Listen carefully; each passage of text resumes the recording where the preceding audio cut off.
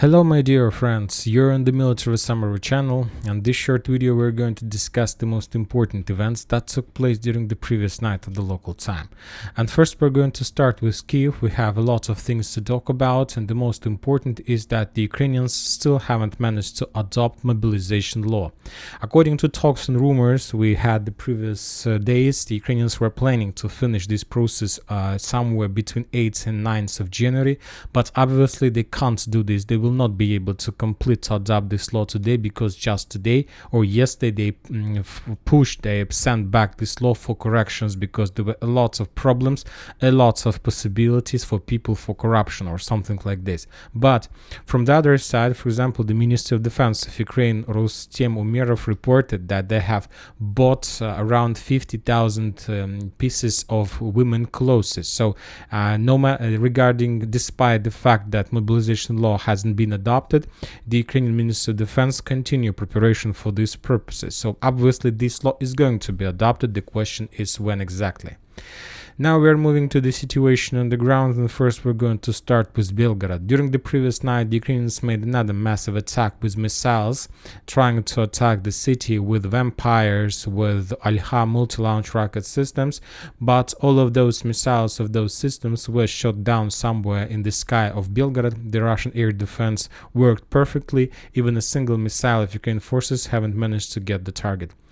Now we are moving to the situation on the ground on Bakhmut direction. We have a lot of very interesting geolocations and things to talk about. According to Ministry of Defense of Russian Federation, as a result of fierce clashes and attack, they managed to improve their positions in the vicinity of Bogdanovka.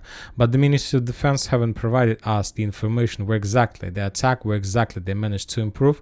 Just the Russian more or less reliable resources, military resources, publish some information about the progress, and according to, let's say, Russian correspondents and Russian press, military press on the ground, as a result of offensive operation, the Russians managed to improve their positions between Bogdanovka and the northern fortification.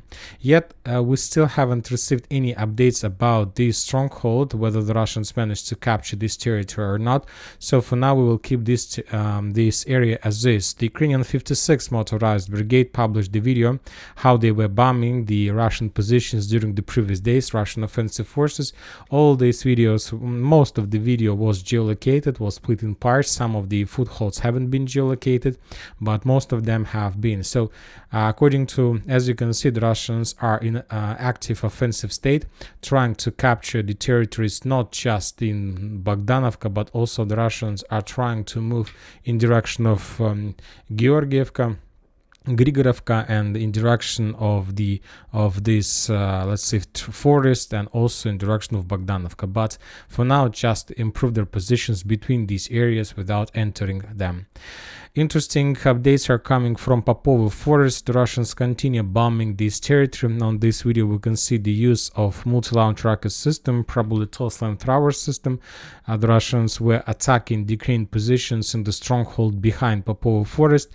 For now we don't have any updates about the offensive operation or any progress of the Russians, but even if we increase the numbers of updates, we see that the Russians are pretty focused in this area and they're trying to establish control over these territories. But for now, just artillery preparation and artillery bombing without any progress on the ground.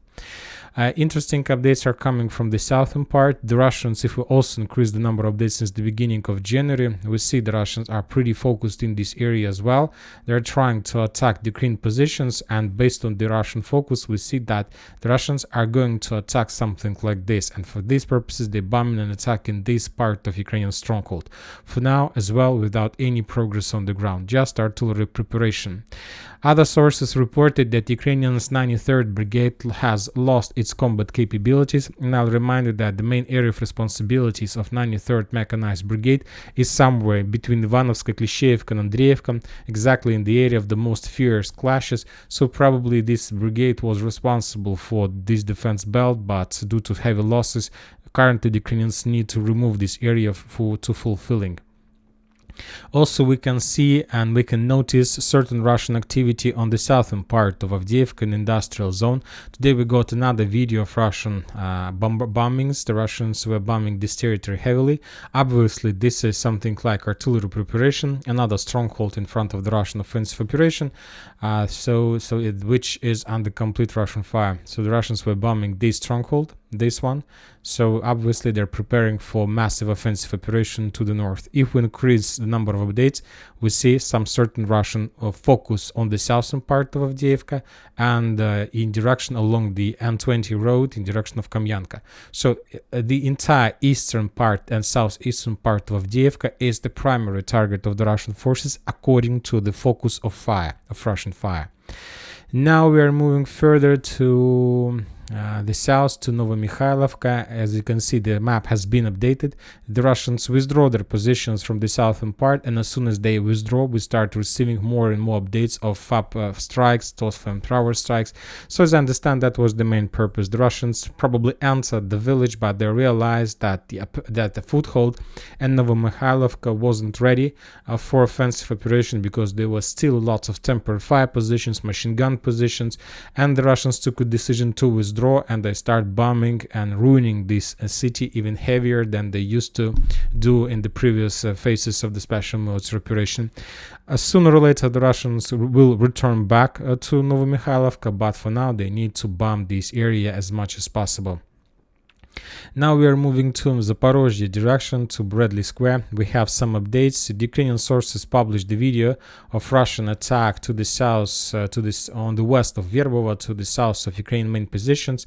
On this video we can see another Russian armored vehicle who was moving with infantry probably in direction of the combat line, but at some point this Russian armored vehicle got on minefield and was destroyed. Just a second, and this is the moment. Obviously this is Russian soldier, so obviously there are lots of Russian soldiers. They managed to land it probably with heavy losses, but anyway we have geolocated video confirmation. Based on that we can adjust the map and to show at least this territory under the Russian control. So we will do this before the next video. And we have the same situation to the north, but the Ukrainian sources published the video how they were bombing the Russian positions along these trenches. So as I understand, this territory either under Russian control. We will adjust the map before the next video. When talking about Krynky, nothing changed since the previous day. The regular situation. The Russians and the Ukrainians are attacking each other with FPV drones, and so for now it's like another day of Krynky hell during the weather with a very low temperature. So we'll see what is going to be in the months. For now it's very difficult to understand what is going on there, but obviously in the months we're going to receive the answers to this question, what plans the Ukrainians have about this territory. And that's it for the short video. Military Summary channel reminds to condemn any violence in the world. Thank you for watching. Subscribe to my channel, put your likes, join my Patreon, and have a good day. Bye bye.